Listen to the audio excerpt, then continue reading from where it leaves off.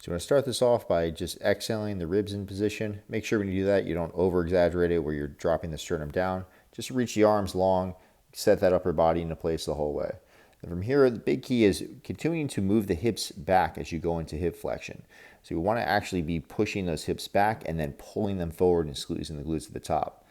You don't want to keep going to the point where you're still moving, but you're not moving your hips back anymore. So if you're getting more range of motion, but it's coming through your back, then that's not exactly what we're going for. A lot of times people will not move their hips at all, and it'll look something like this, where they're just moving all through their back. There's no real hip flexion or extension happening there. And then another weird thing people will do is they'll kind of try to sit back behind the bar almost like they're trying to squat it down. So you want to avoid that as well. And then the last thing is people will tend to keep their legs too straight because they're searching for that stretch. But in so doing, they are not able to move their hips into any kind of real hip flexion or extension. It's going to be very difficult to get that movement if your knees are completely locked. So unlock your knees as much as you need to in order to move your hips back. But let's be honest here, this is all really just a waste of time because we should just be doing bicep curls anyway. So